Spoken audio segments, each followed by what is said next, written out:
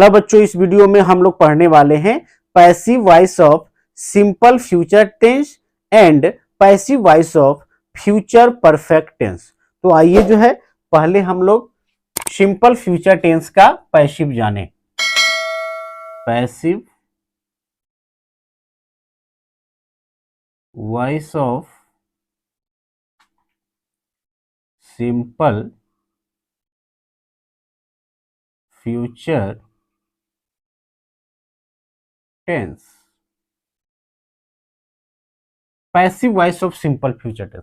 सबसे पहले जो है मैं इसके एक्टिव फॉर्म का स्ट्रक्चर लिखूंगा। कहने का मतलब एक्टिव वॉइस का यानी सिंपल फ्यूचर टेंस का मैं स्ट्रक्चर लिखूंगा। उसके बाद से उसका पैसिव कैसे बनाया जाता है इसका स्ट्रक्चर लिखा जाएगा।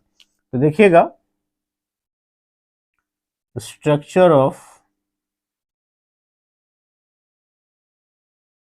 एक्टिव वॉइस क्या होगा?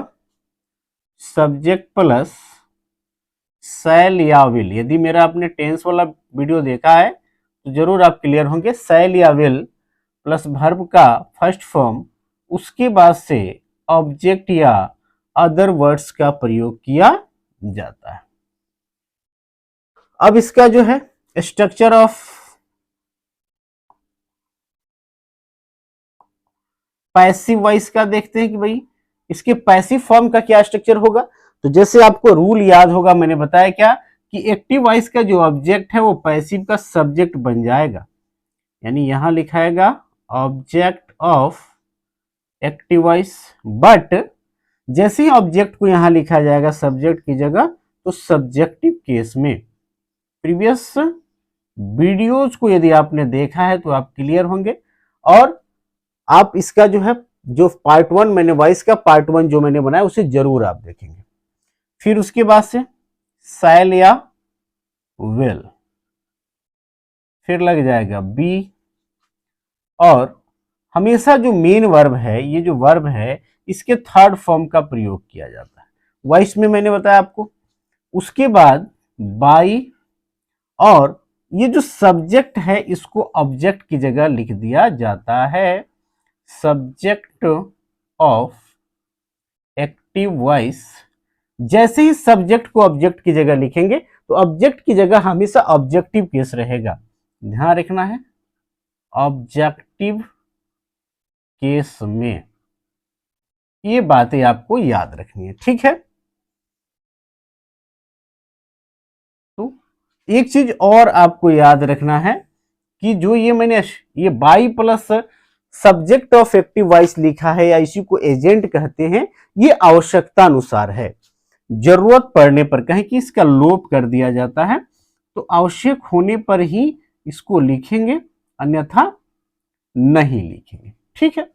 आइए कुछ एग्जाम्पल देखते हैं, एग्जाम्पल के द्वारा जो है इसको क्लियर करते हैं। जैसे आई शैल टीच इंग्लिश, ये जो है किस वॉइस में है? तो ये किस टेंस में है? सिंपल फ्यूचर टेंस में है। आई शैल टीच इंग्लिश, इसका पैसिव वॉइस क्या होगा? ये जो ऑब्जेक्ट है इसको सब्जेक्ट की जगह लिखेंगे। इसका केस नहीं बदलने वाला है क्योंकि ये नाउन है। प्रोनाउन के केस बदलते हैं, और केस कैसे बदलते हैं? सब्जेक्ट की जगह जब ऑब्जेक्ट आएगा तो सब्जेक्टिव केस में, और सब्जेक्ट जब ऑब्जेक्ट की जगह जाएगा तो ऑब्जेक्टिव केस में। जो कि स्क्रीन पे जो केस दिखाई दे रहा होगा उससे आप क्लियर होंगे। इंग्लिश, इंग्लिश के साथ विल आएगा क्योंकि आई और बी के साथ सिर्फ शैल आता है। इंग्लिश विल बी, है ना। देखिए object of the active voice, object को मैंने लिख दिया, फिर शैल या विल तो विल आएगा बी, और वर्ब का थर्ड फॉर्म तो टीच का थर्ड फॉर्म क्या होगा? टाउट। फिर बाई, और subject of the active voice, subject क्या है? आई है। जैसे ही आई को लिखेंगे तो ऑब्जेक्टिव केस में हो जाएगा आई का मी, ठीक है। English will be taught by me. और देखते हैं,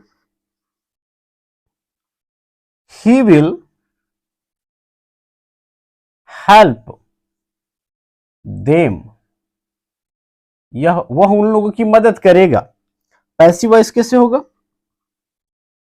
ये जो देम है ऑब्जेक्ट जो है उसको सब्जेक्ट की जगह रखेंगे, तो जैसे ही सब्जेक्ट की जगह रखेंगे सब्जेक्टिव केस हो जाएगा। देम का सब्जेक्टिव दे होता है, दे के साथ विल आएगा, दे विल बी, है ना।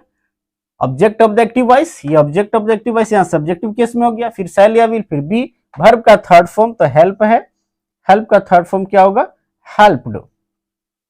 दे विल बी हेल्प्ड बाई, और ही है तो ही का ऑब्जेक्टिव फॉर्म क्या होगा, हिम होगा। क्लियर है। आइए तीसरा नंबर देखते हैं। She will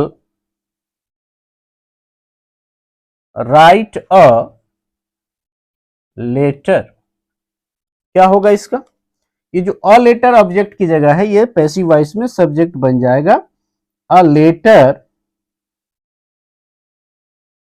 will be, letter के साथ विल आएगा, विल के बाद बी आएगा, और राइट का थर्ड फॉर्म क्या होगा, रिटन बाई, और सी है सब्जेक्ट के रूप में, जैसे ही सी को ऑब्जेक्ट बनाया जाएगा वो क्या हो जाएगा, हर हो जाएगा, रिटन बाई हर। ठीक है, और एग्जांपल देख लेते हैं। दे will help, they will teach us, they will teach us। ठीक है, तो कैसे होगा, ये जो अस है पैसिव वॉइस में ये सब्जेक्ट बन जाएगा, तो क्या होगा, वी होगा, इसका सब्जेक्टिव केस अस का वी होता है, वी के साथ शैल लगेगा, वी शैल बी, एकदम स्ट्रक्चर पे ही चल रहा है ना। क्या है, object of the active voice, यहां ऑब्जेक्ट है, यहां आ गया सब्जेक्टिव केस में, फिर शैल या विल, फिर बी, वर्ब का थर्ड फॉर्म, तो टीच का थर्ड फॉर्म क्या होगा, टाउट। तो we shall be taught by, और जो दे है वो जैसे ही ऑब्जेक्ट की जगह जाएगा तो क्या बन जाएगा, देम। ठीक है, इसका स्क्रीनशॉट ले लीजिए। आइए अब हम कुछ ऐसे एग्जाम्पल देखते हैं जहां पे बाई प्लस एजेंट लिखने की जरूरत नहीं है। ठीक है, ये 4 एग्जाम्पल्स थे जिसमें बाई प्लस एजेंट लिखा गया, यानी सब्जेक्ट को ऑब्जेक्ट बनाया गया। आइए देखते हैं जो है पांचवा number, the police will arrest the thief, क्या होगा इसका, पैसिव वॉइस क्या होगा, द थिफ जो ऑब्जेक्ट है उसको सब्जेक्ट बना दिया जाएगा, द थिफ, फिर विल बी, और अरेस्ट का थर्ड फॉर्म हो जाएगा अरेस्टेड। बाय द पुलिस लिखने की जरूरत नहीं है क्योंकि अरेस्ट करने का काम कौन करती है, पुलिस ही करती है। ठीक है, आगे देखते हैं। पीपल विल फॉरगेट इट, ऐसा हो, इसका पैसिव वॉइस क्या होगा, मैंने बताया था जब पीपल हो, समबडी हो, नोबडी हो, एनीबडी हो, समवन हो, वन हो, इस तरह से जब हो तो बाई प्लस एजेंट नहीं लिखा जाता है। इट जो ऑब्जेक्ट है इसको सब्जेक्ट बना देंगे, it will be forgotten, by the people लिखने की जरूरत नहीं है। somebody will beat you one day, ये जो देखिएगा अदर वर्ड्स आ गया ऑब्जेक्ट के बाद, ऑब्जेक्ट तो यहां यू ही है, उसको लास्ट में ही लिखा जाएगा। पैसिव वॉइस में करता हूं इसका, यू जो है पहले आ जाएगा सब्जेक्ट की जगह पे, you will be beaten by somebody लिखने की जरूरत नहीं है, बट वन डे जो है उसको लिखना पड़ेगा वन डे, ये जो अदर वर्ड्स है। ठीक है, तो इसके बाद याद रखेंगे यदि अदर वर्ड्स आएगा तो इसके बाद ही लिख दिया जाता है, जो भी रहते हैं। तो you will be beaten one day, कभी कभी अंदर ही रहता है, तो वो उसके एग्जांपल्स मिलेंगे आपको, तो कर दिया जाएगा, बता दिया जाएगा उसको क्या है। और देखेंगे, एक और ले लेते हैं पीपल वाला। पीपल विल रिमेंबर यू, लोग आपको याद करेंगे, है ना। तो इसका पैसिव वॉइस क्या होगा, यो, जो ऑब्जेक्ट है उसको सब्जेक्ट बना दिया जाएगा। यू जो है एक ऐसा सब्जेक्ट है जिसका सब्जेक्टिव और ऑब्जेक्टिव दोनों को केस जो होता है एक समान होता है। तो इसको आप लेके कंफ्यूज नहीं होंगे कि यू का तो ऑब्जेक्ट की जगह पे भी यू ही लिख रहे हैं और सब्जेक्ट की जगह पे यू ही लिख रहे हैं, तो इसका दोनों सेम होता है। तो यू के साथ विल लगता है, यू विल बी और रिमेंबर्ड, है ना। रिमेंबर का third form remembered by the people लिखने की जरूरत नहीं है। तो यू विल बी रिमेंबर्ड आपको याद किया जाएगा, ठीक है। तो इस तरह से हमने इसे एग्जाम्पल भी जान लिए जहां पे बाई प्लस एजेंट लगाने की जरूरत नहीं है। इसका स्क्रीनशॉट ले लें। इसके बाद से हम लोग जो है पैसिव वॉइस ऑफ ये फ्यूचर परफेक्ट टेंस जानेंगे। फ्यूचर कंटिन्यूअस टेंस का पैसिव वॉइस नहीं होता है और फ्यूचर परफेक्ट कंटिन्यूअस का भी पैसिव वॉइस नहीं होता है। इसका स्क्रीनशॉट पहले ले लें। तो आइए अब हम लोग जो इसको क्लीन करते हैं, क्लीन करने के बाद हम लोग जानते हैं passive voice of future perfect tense कैसे जो है उसके एक्टिव वॉइस का स्ट्रक्चर लिखा जाएगा पहले, उसके बाद से उसका पैसिव वॉइस कैसे बनाया जाएगा इसको भी हम लोग जानेंगे, ठीक है। इसके बाद से जो है हम लोग मॉडल्स और तमाम तरह के और भी सेंटेंसेज हैं जिसका पैसिव वॉइस पढ़ना है उसको भी पढ़ा जाएगा। पैसिव वॉइस ऑफ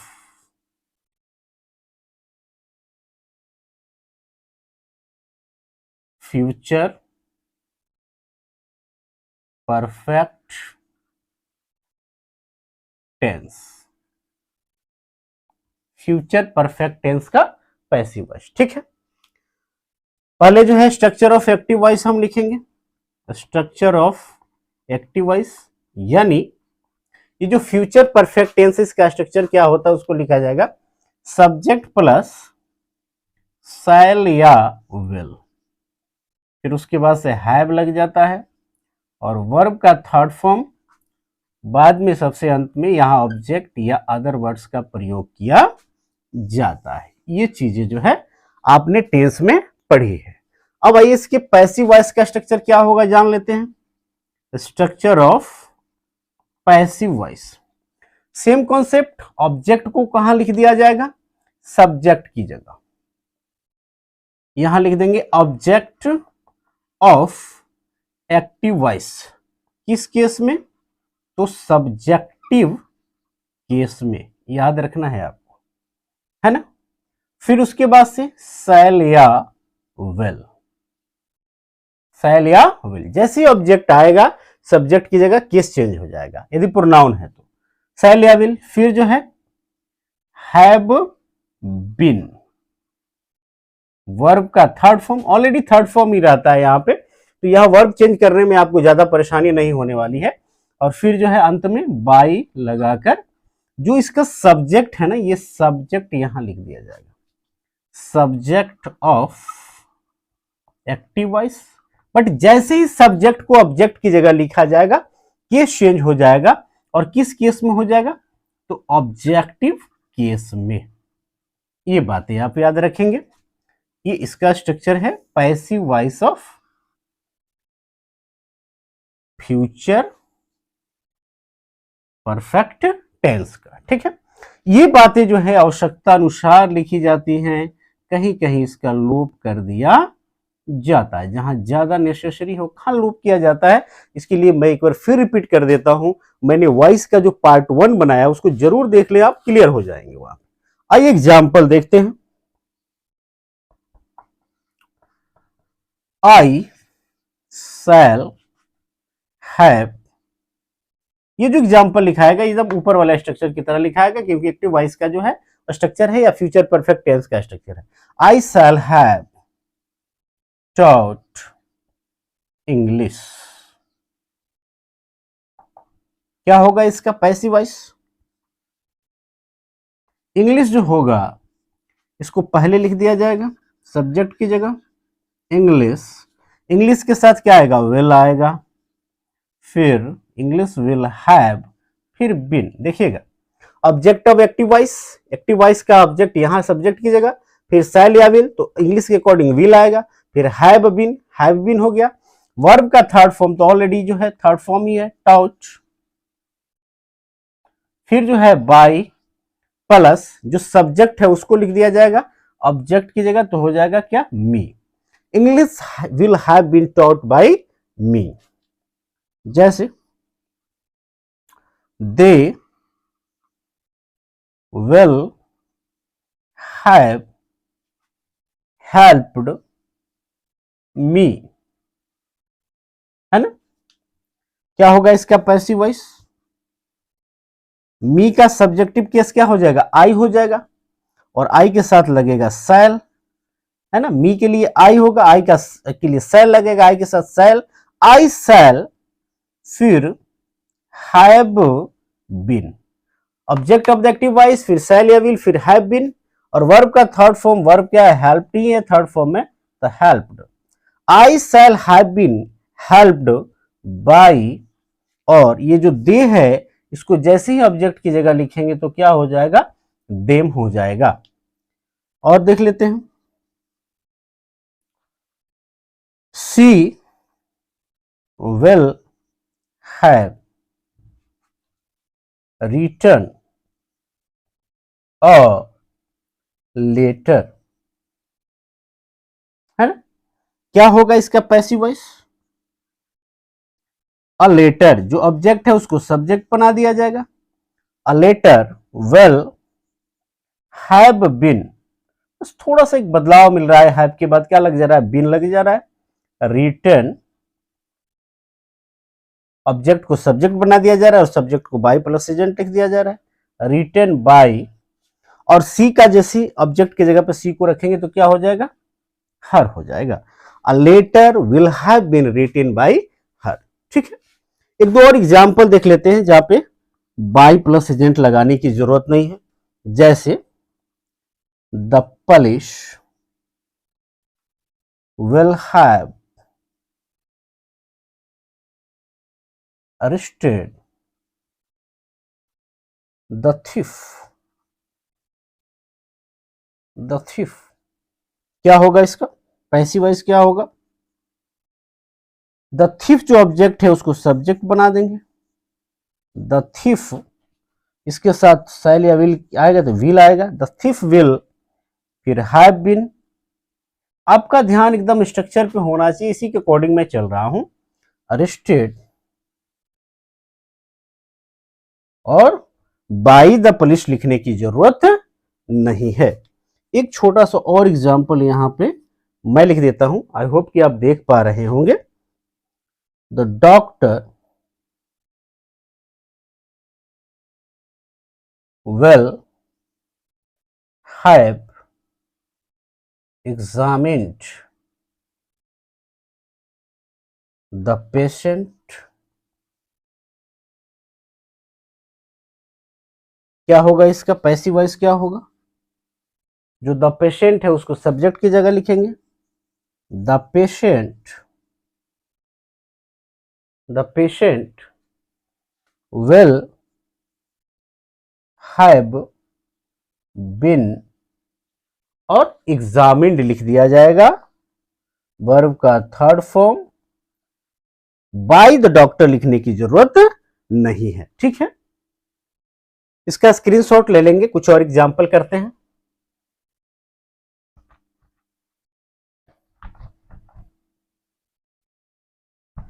देखिएगा,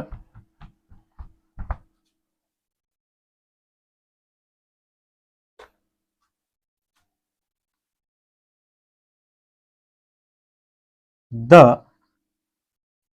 robbers will have rob the village.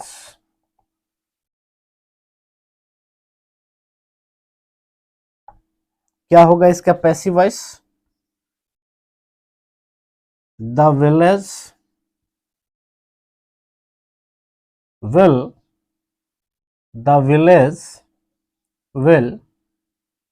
have been robbed. by the robbers लिखने की जरूरत नहीं है. people will have raised the issue. क्या होगा इसका पैसिव वॉइस, क्या होगा? द इशू, ये ऑब्जेक्ट है, will have been raised, will have been raised by the people लिखने की जरूरत नहीं है. जैसे और कुछ एग्जाम्पल ले लेते हैं. The board will have conducted